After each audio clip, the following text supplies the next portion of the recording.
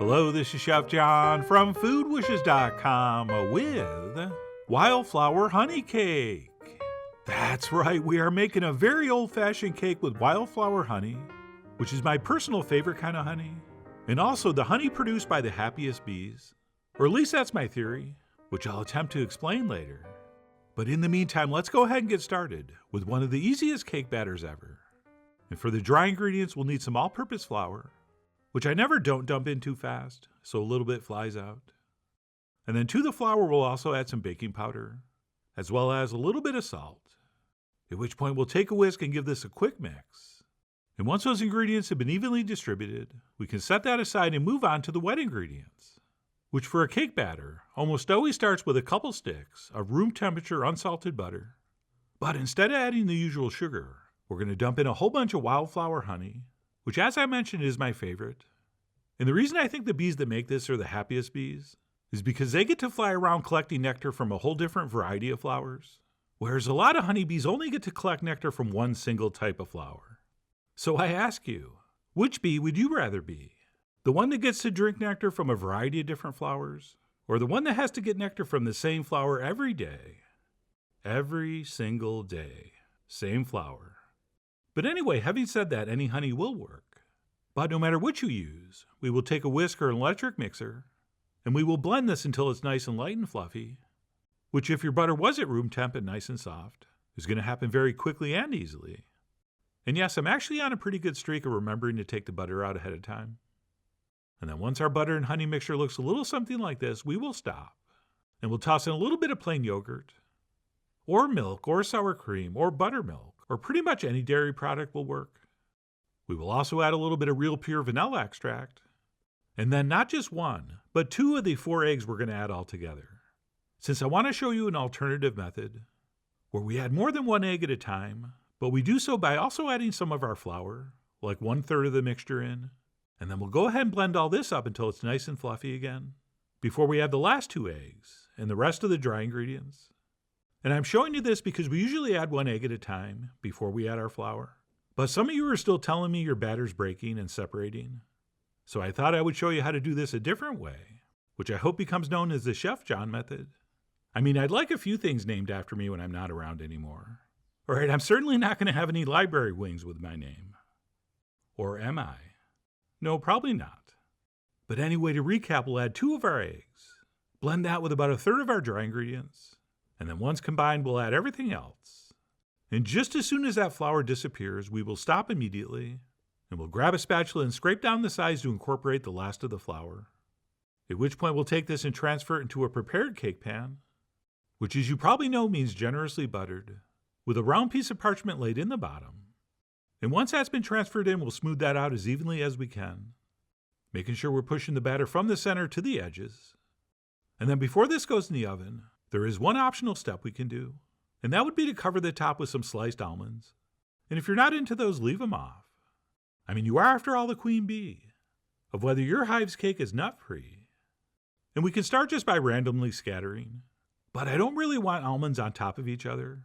All right, ideally they're all touching the batter at some point. So once the top starts to get covered, we will be a little more strategic with our placement. And that's it. All we have left to do is give this the old tappa-tappa to settle that batter down. At which point this is ready to transfer into the center of a 350-degree oven for about 40 minutes or so, or until our cake is golden brown and it looks like this. Oh yeah, that is beautiful, and it looks done. But you know what? Let's be sure and test it with a toothpick, which should come out clean. Okay, if that comes out with raw batter on it, put it back in. And then what we'll do is let that cool in the pan for about 20 minutes before we top it with our honey syrup, which we're actually going to make while the cake bakes, so it's ready to go. And we'll do that by placing some more honey over medium-high heat, where we're going to cook it until it starts to turn a little bit brown. And sometimes what we're making here is referred to as a burnt honey syrup, but it's really more of a toasting, which is going to give us a deeper, I think, more interesting flavor. And it's going to make our honey cake better than all the other honey cakes. And no, unless you're filming, do not use a small pan like this, because trust me, you do not want this boiling over onto your stove. But anyway, we'll cook that over medium-high heat until it takes on this darker color and starts to give off a very pronounced toasted honey aroma. And once it does get to this stage, we'll turn off the heat and pour in a little bit of cold fresh water, and we will swirl the pan so it doesn't boil over, because for some reason we thought it was smart to use this tiny pan. But all's well that ends well. And that's it, our toasted, or if you prefer burnt honey syrup is done.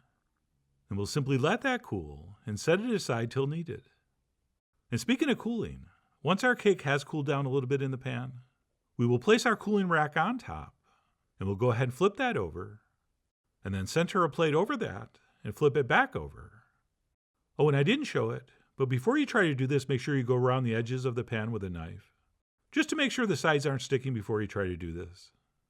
And that's it. Once we have that plated, we can go ahead and spoon our honey syrup over the top, which is going to soak in surprisingly quickly.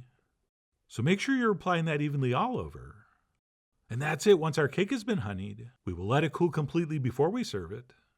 Right, some people like warm cake, but not me. It doesn't taste as good. And then once completely cooled, if you want, we can go ahead and garnish with some actual wildflowers. And by wild, I mean from a few pots on our deck. And by the way, the cake has to be completely cooled when you do this. Okay, the light was perfect, so I kind of rushed it, which is why after a few minutes my flowers wilted. But that's okay because I'm about to eat cake. So I pulled those off and cut a piece. And this cake is absolutely fine to eat on its own. But personally, I do like to top with a little bit of whipped cream, into which I've whipped a little bit of sour cream. And I will tell you how to do that in the written recipe, but it's very similar to what we use to frost our Russian honey cake. It's just not whipped quite as stiff. And yes, a nice scoop of vanilla ice cream would also be amazing. And I'll finish up with one more flower, which, fun fact, is actually called Bee Dance.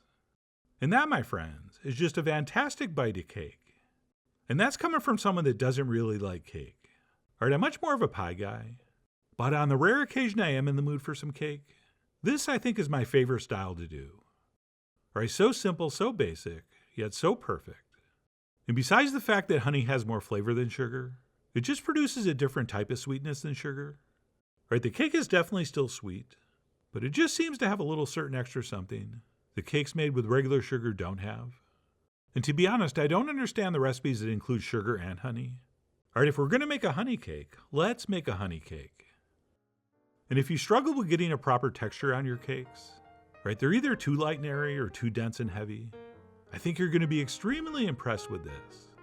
Okay, it really is a foolproof method, and as long as you measure everything right, there isn't a lot that can go wrong, which is why I really do hope you give this a try soon. So please follow the links below for the ingredient amounts, a printable written recipe, and much more info as usual.